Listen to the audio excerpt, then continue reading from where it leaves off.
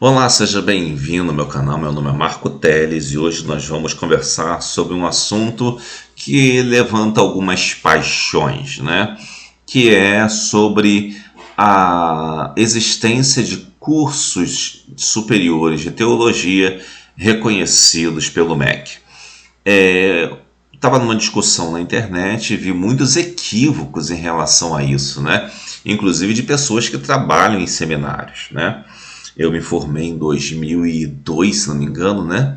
99, 2000, 2000, isso, 2002. E era uma outra coisa, era outra totalmente diferente, né?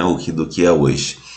Eu vou fazer respondendo as perguntas e nós vamos entender um pouquinho, né? Quais são as primeiras principais questionamentos que vêm. Primeiro, a igreja evangélica, de um modo geral, né, não todas, aquelas mais próximas da reforma, como por exemplo a luterana ou de repente a presbiteriana, elas não têm tanto essa questão de separação entre igreja e Estado, né? Mas a maioria das igrejas, especialmente do que é chamado de Segunda Reforma, onde percebe-se que a reforma não foi completa, né, com Calvino e Lutero, por exemplo, né, e outros, né, então o pessoal da Segunda Reforma percebe que é necessário buscar mais uma convicção próxima das Escrituras e adota algumas coisas que realmente os reformadores não adotaram. Isso significa que os reformadores eram maus ou que estavam errados? Não. Significa que os reformadores eram limitados, né? Então, por isso, eles não conseguiram enxergar outras coisas que foram enxergadas depois, né? E uma dessas coisas é a importância da separação entre igreja e Estado, né? Tanto Lutero quanto Calvino também juntavam a igreja com o Estado. Mas, posteriormente, outros grupos foram entendendo a necessidade de separar a igreja do Estado para que se evitasse interferência tanto que viesse a macular a história da igreja, né, da própria igreja, quanto a prejudicar o próprio Estado, a gerar inclusive corrupção, né? Então, como você vê, a separação entre igreja e Estado é uma coisa extremamente importante e ela encontra respaldo nas Escrituras, né? Porque quando você vê, por exemplo, falando de um modo genérico, né? Os hebreus, né? Nós temos lá os fariseus e os saduceus. Eles estavam sempre ligados ao Estado, né? E foram os que crucificaram Jesus. Agora, quando você olha para Jesus e, por exemplo, João Batista, o próprio apóstolo Paulo, eles não tinham um vínculo nenhum com o Estado, né? O vínculo deles era somente com Cristo. Então, a primeira pergunta que nos vem é: será que devemos abrir mão desse princípio evangélico, batista também, mas evangélico, de separação da igreja e do Estado só para ter um diploma universitário? Será que isso é fundamental? Algumas pessoas pensam às vezes que teologia é uma profissão e por pensarem que é uma profissão, acabam querendo fazer um curso de teologia e ter um ganha-pão. Só que o curso de teologia não é a profissão. Teologia é uma vocação e ela não deve ser fiscalizada pelo Estado, né?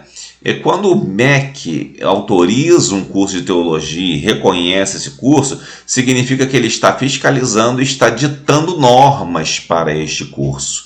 E este curso, a partir dessas normas que atende ao MEC, conforme ele as atende, ele ganha o seu reconhecimento, né? Agora, será que cabe realmente haver esse tipo de reconhecimento a partir do MEC, do ensino teológico? Eu acredito que não, né? Acredito que isso não é adequado, até porque as origens do reconhecimento do curso de teologia no Brasil, especialmente, não vamos esquecer o mundo, vamos ficar no Brasil, elas não trazem boa lembrança, né? Bom, antigamente, como era até 2002, ou talvez até 2003 ou 2004, mais ou menos. Se não me engano, acho que foi 2004 que isso mudou, né? Salvo engano meu. Até 2002, 2003, 2004, nessa época ali, existia uma legislação que permitia ao portador de diploma de seminário maior, né, fazer aproveitamento de estudos em uma outra graduação de universidade, desde que a universidade autorizasse, né? O que significava isso? Você era formado em teologia num seminário evangélico que tinha uma duração de 4 anos, né? E você poderia fazer uma prova, literalmente, não era o vestibular, mas era uma prova para aproveitamento de estudos. Porque muitas coisas que você estuda num curso livre de teologia tem muito a ver com um curso universitário. Então você poderia escolher uma área afim, como por exemplo filosofia ou de repente até pedagogia, e pedir um aproveitamento de estudos. Claro que você teria que passar na prova de aproveitamento de estudos para poder cursar o curso que você pretendia numa universidade pública ou especialmente pública, né? Mas isso foi até essa época. Mas nesse período coincide com a subida ao poder, né, dos governos de esquerda, né? E quando esses governos de esquerda sobem ao poder, eles veem que a pior situação para eles, o que eles não dominavam, era exatamente o povo evangélico. Então eles precisavam de gerar uma situação em que dominassem o povo evangélico. Então, para conseguir colocar esse domínio sobre o povo evangélico, eles precisavam encontrar um lugar onde o povo evangélico não estava predominante ainda, mas que gostaria de estar e que ele já dominasse. E o lugar adequado que eles já dominavam e que toda pessoa gostaria de participar para ter uma melhor profissão era a universidade. A universidade, desde o período militar, né, ou antes dele, já estava dominada, né, pela esquerda. Então seria ideal, né, para esse grupo fazer com que as pessoas tivessem vontade de entrar para a universidade e preferencialmente controlar a formação desses evangélicos, tirar da mão de seus pastores, né, que só tinham a Bíblia como referência, e dar pontos de vista diferentes, né, referências diferentes que tivessem a ver com a esquerda, né? Daí criou-se a necessidade também, e além disso, é mais ou menos paralelo a isso, né? Paralelo a isso, criou-se a necessidade de que professores de curso superior tivessem uma formação em mestrado e doutorado, né? Como se isso fosse mudar alguma coisa para alguém ser professor. Nós vamos falar isso depois. Alguém deve estar achando assim, que absurdo que ele está dizendo. Não é absurdo, não. É completamente plausível o que eu estou dizendo. Você ter mestrado e doutorado não te forma professor, tá? Então, para ser professor e ter que ter mestrado e doutorado é um absurdo, tá? Porque é uma distorção do objetivo do título, né? Bom, então, como nós vimos, a origem desse reconhecimento é a esquerda com o interesse de influenciar a igreja. Antes disso, mais ou menos em 2000, se não me engano, teve a tal da Amsterdã 2000, onde foram muitos líderes de todo o mundo, que o pastor Billy Graham, o grupo lá do Billy Graham, preparou essa reunião mundial.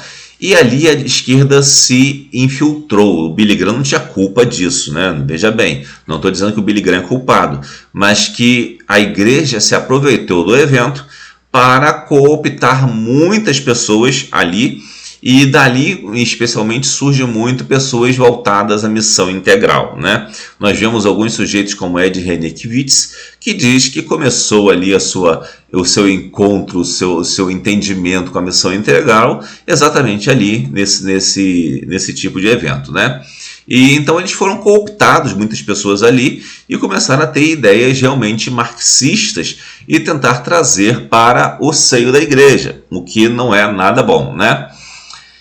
E alguns pensam, inclusive, que os seminários livres, né, não são tão bons quanto faculdades teológicas, ou outros até, para não gerar conflito, né, para ficar tudo passar panos, como se diz na gíria, né, na situação. Dizem que o curso livre é tão bom quanto o curso que é reconhecido pelo MEC. Eu não acho, não. O curso livre é melhor do que o curso reconhecido pelo MEC. Né? Eu não peguei meu diploma de teologia aqui, que foi livre, né? Mas eu peguei mas não estou com ele aqui para ler para você, mas de repente eu posso mostrar outro dia, né? Você pega o meu diploma, ele vem lá atrás, toda a grade do curso, né? Toda a ementa do curso, né? Eram todas disciplinas bíblicas, Todas as disciplinas eram bíblicas, excetuando talvez português só. E mesmo assim era um português aplicado para o estudo das escrituras, né? É interessante que depois disso eu fui, nesse mesmo período, eu olhei também a ementa do Seminário Batista do Sul do Brasil. E nessa ementa tinha uma coisa semelhante também, né? uma semelhança com algumas variações, que era um seminário mais de cunho liberal, né? Que o cunho liberal não é o que você pensa, liberalismo teológico, que é um liberalismo até que chega a beirar certa descrença, né? Bom, então até ali estava batendo as grades de cada curso, né? As ementas, seja lá o que for, né? Os currículos, né? Como chamava na época. Os currículos do curso batiam muito, né? Eram muito parecidos. Aí depois que ocorreu essa questão aí de liberar o reconhecimento pelo MEC, que foi um processo até, porque houve muita discussão e tal, né? Não foi de uma hora para outra. E quando aconteceu esse reconhecimento, né? Você olhava a ementa do curso de teologia no Seminário do Sul e você não conhecia mais aquele seminário como um seminário bíblico. Porque o que acontecia ali, né? Eu posso te dizer porque eu estudei um pouquinho de ciências da religião, né? Eu fiz uma pós-graduação, não no curso de teologia, eu fiz uma pós-graduação. Fiz uma pós-graduação em ensino religioso, né? Que é também outra vergonha, né? Depois eu descobri que é uma coisa absurda o ensino religioso, que você não deve se aplicar isso porque é também uma manipulação danada, cheio de esquerdista, né? Então eu fiz essa pós-graduação em ensino religioso e algumas disciplinas tratavam de ciências da religião, né? São ciências da religião. Para esclarecer a você que é bem diferente de teologia, ciências da religião são aquelas ciências que estudam a religião, como por exemplo a fenomenologia da religião, né? Ou seja, como são os fenômenos religiosos, ou seja, a pessoa orando, ou seja, o homem, o que você pode ver. Fenômeno é o que você pode ver. Então a fenomenologia da religião estuda os fenômenos, seja lá qual for, né? Ou seja, a glossolalia, ou seja, o próprio culto, ou seja isso, ou seja aquilo. Então vai estudar isso. Tem também uma história da religião, que é uma história da religião mais voltada também para essa questão dos fenômenos, a noção de sagrado, que não tem nada, absolutamente nada a ver com a questão bíblica, né? Entra também psicologia da religião, que muitas vezes vai beber em Freud, né? E também no Piaget, não, o outro, Jung, né? Com ideias muitas vezes ocultistas também envolvendo isso. Então isso é o que envolve basicamente as ciências da religião, né? Então os seminários livres, eles não ensinavam nada disso, mas já os seminários reconhecidos pelo MEC, ou seja, que rezavam e rezam na cartilha do MEC, aceitavam esse tipo de doutrina, de ensinamento, e ensinam como se fosse normal, né? Como se fosse algo que realmente fizesse diferença à teologia. Além disso, posso te dizer mais uma coisa, nesse período em que fiz essa pós-graduação, eu fui num congresso de ensino religioso, né? E ali eu descobri que em alguns estados, inclusive, para você ser professor de ensino religioso evangélico, você não precisa nem acreditar em Deus. Se você for ateu, você pode ser professor de ensino religioso evangélico. E muitos dos doutores e mestres evangélicos que estavam lá, estavam muitas vezes aplaudindo trabalhos ditos acadêmicos, né, de sujeitos que eram feiticeiros, né, e validando esses trabalhos com a sua presença e tal. Eu me senti extremamente incomodado ali e não achei que aquilo era uma coisa adequada para um cristão, né? Mas muita gente gosta porque está preocupada em ter realmente um status, né, social, especialmente no que tange a essa questão de ser considerado uma pessoa mais inteligente do que as outras, né? Bom, então, essa pergunta aí, que é a segunda ou terceira, os seminários livres são tão bons quanto as faculdades teológicas? Não, os seminários são muito melhores, os seminários livres são muito melhores que as faculdades teológicas, porque estão totalmente livres da influência esquerdista inicialmente, né?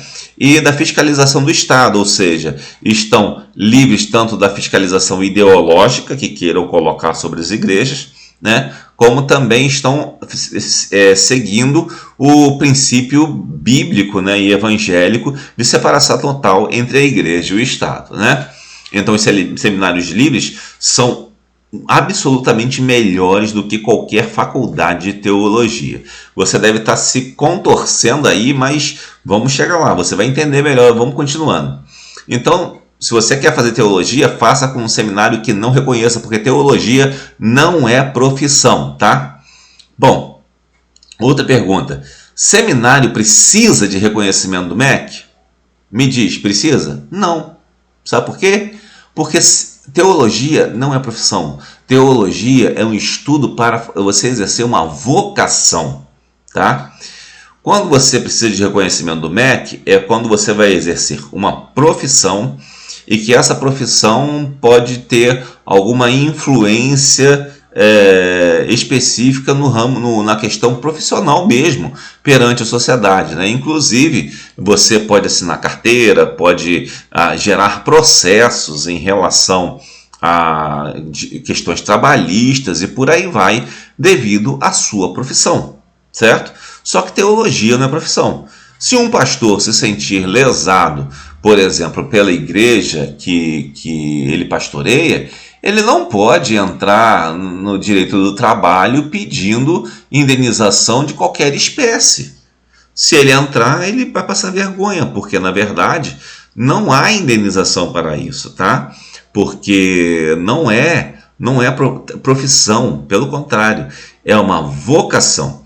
Então, se você quer profissão, você quer diploma, vá procurar outra coisa para estudar. Vai estudar qualquer coisa. Vai catar coquinho de preferência, né? Mas não vai estudar teologia, porque teologia é para quem tem vocação, tá? E não queira transformar a teologia numa forma de ganhar dinheiro somente. Isso está totalmente errado. Não faça isso, isso é um absurdo, né? Além disso, né? Já percebemos que, então, que um seminário não precisa de reconhecimento do MEC, porque é vocação, não é profissão, né? E será que também algum seminário, o curso de teologia, o teólogo, precisa de fiscalização profissional? Já vi alguns casos de grupos querendo gerar conselhos de pastores, né? Conselhos de pastores imitando assim, tipo a OAB ou a Ordem dos Músicos. A Ordem dos Músicos já acho um absurdo existir, né? Mas existe, pelo menos é uma profissão, né? Ou então, sei lá, conselho de contabilidade, ou isso ou aquilo, né? Como se fosse uma profissão, mas não é. Ora, por que existem esses conselhos? Uma vez trabalhei num conselho e você via muita reclamação. Eu pago esse conselho, o conselho não faz nada por mim. Mas para o conselho não fazer nada por você mesmo. O conselho, ele existe para fiscalizar você se está fazendo um bom trabalho para a população. O conselho não é para gerar uma reserva de mercado, um clube do Bolinha ou da Luluzinha para alguns profissionais. Não. A finalidade do conselho é fiscalizar se você está prestando um bom serviço ou se está pisando na bola, né? Mas para isso você precisa ter uma profissão regulamentada, né? Que regulamentada é a criação do conselho, já é a regulamentação da profissão. Então, teologia, né? Pastorado, é uma vocação. Como que você vai criar conselho de pastores?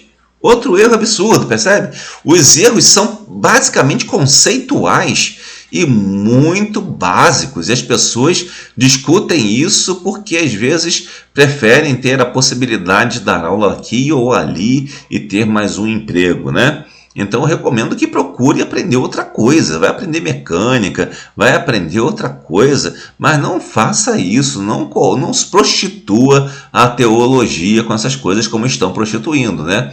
Alguns acham, não, nós não devemos dizer que um curso é melhor do que o outro. Não, tem que dizer sim, o curso livre é melhor do que o curso reconhecido pelo MEC, porque ele está dentro do princípio de separação total entre igreja e Estado e não possui influência ideológica, seja de direita ou de esquerda, né, dentro de sua formação, do seu currículo que vai apresentar aos alunos. Percebe? Então não devemos baixar os olhos e passar pano dizendo que os cursos de teologia conhecidos pelo MEC são melhores. Não faz o menor sentido. Outra coisa que eu já vi também é dizer que mestres e doutores são mais capacitados do que professores dedicados. Acho que eu já falei aqui, mas essa questão de mestrado e doutorado para ser professor de curso superior, ela é recente. Por quê? Porque ela realmente não é necessária, tá? Para você ser professor, você precisa saber dar aula, tá? Você tem que saber dar aula, você tem que saber ensinar. O que um mestre, apesar do nome mestre, né, e um doutor fazem? Eles são pesquisadores, né? O mestrado é uma pós-graduação que eles chamam de stricto sensu, ou seja, mais fechadinho um pouquinho, né? Que seria no sentido de você desenvolver suas capacidades de metodologia científica, né? O objetivo principal do mestrado é desenvolver essa metodologia científica. Ele não vai aprender a dar aula ali no mestrado, não caia nessa, né? Mestrado é para desenvolver a metodologia científica, para ele se tornar um pesquisador. Tanto é que no mestrado o sujeito pode fazer até um mestrado falando sobre o pica-pau, né? O desenho do pica-pau, desde que siga a metodologia científica. O que ele vai falar pouco interessa. Se for uma coisa útil, bem. Se não for, também tá bom. Ele pode falar qualquer coisa no mestrado, tá? E o doutorado já é um pouco diferente, porque aí ele já domina, né, a técnica, a metodologia científica, né, que seria no doutorado, no mestrado, melhor dizendo, e o doutor já tem que apresentar alguma coisa nova, né? Então, na verdade, nenhum deles é formado para dar aula, é formado para pesquisar. São dois estágios de uma formação de pesquisadores e não de professores. Inclusive, alguns dos piores professores que existem são mestres e doutores, tá? E alguns dos melhores nunca fizeram mestrado nem doutorado. Então, ser professor não tem nada, absolutamente nada, a ver com ter mestrado e doutorado, tá? Saber ser um bom professor que coloca o aluno para frente, que ensine verdadeiramente ao aluno, tá? Então não confunda uma coisa com a outra, tá?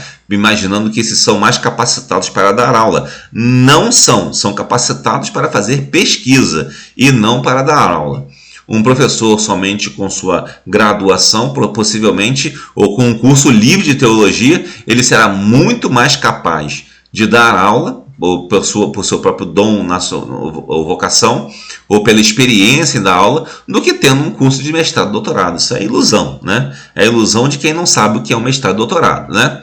Bom, aí outra pergunta para a gente discutir. Existe alguma coisa que justifique a imposição da necessidade de mestrado e doutorado para lecionar teologia? Não existe nada. Não existe nada, na verdade, que justifique essa imposição.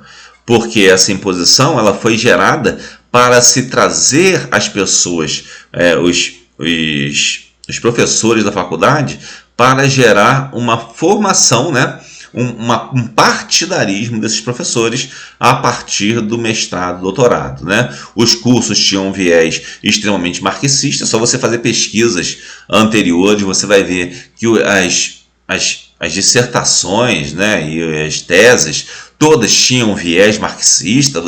Isso é comprovado, tá? É só você pesquisar nas bases de dados aí que você vai ver, de agora para trás, você vai ver que realmente era tudo marxista, né? Agora que está começando algumas ideias diferentes, mais à direita, ou com outro ponto de vista, mas nesse período aí eram todas marxistas. E você tinha que ser marxista na sua defesa, senão o cara te detonava, entendeu? Era bem assim.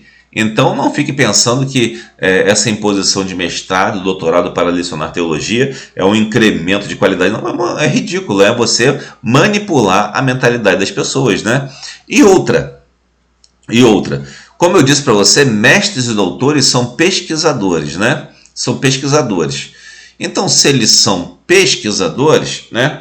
E que, em tese, a ciência tende a progredir, né? A descobrir coisas novas, o que esses mestres e doutores em teologia contribuiriam para a teologia?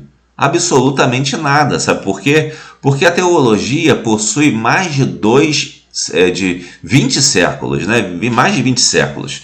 E nesses 20 séculos, tudo que se podia dizer de bom ou de mal já foi dito, tá? Tudo que podiam falar de justo e de heresia já foi dito. Então o máximo que eles podem fazer é repetir o que já foi dito.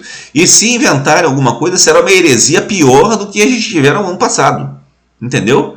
Porque terá uma heresia totalmente absurda, né? Pior ainda do que aquela do ano passado. E geralmente não inventam.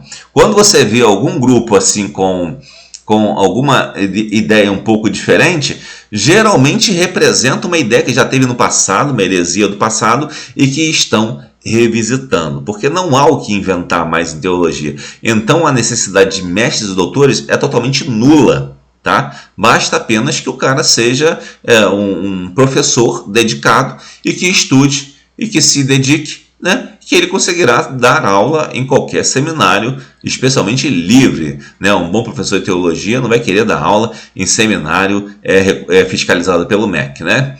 Bom, agora, outros dizem que as faculdades teológicas, né, têm autonomia para definir o que fazem, né, a sua forma de atuação no MEC. Não tem não. Isso aí é um erro, eles confundem autonomia universitária com autonomia de faculdade.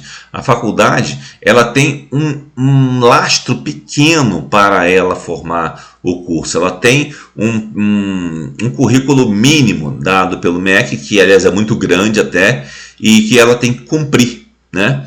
Então, nesse currículo que ela tem que cumprir, tem muito de ciência da religião, muito de filosofia, muito de psicologia e muito pouco de Bíblia. Acaba sobrando quase que espaço bem menos de um quarto do espaço dedicado ao estudo é dedicado ao estudo das Escrituras, tá? Quando você olha para esses tipos de seminário e essas matérias, você vai ver que bem menos de um quarto do tempo dedicado é dedicado ao estudo das Escrituras, né? Ao passo que num seminário livre, 100% é dedicado ao estudo das Escrituras, tá? Então o nível de qualidade é absurdamente diferente, né, entre um e outro. Então não se deixe enganar, né?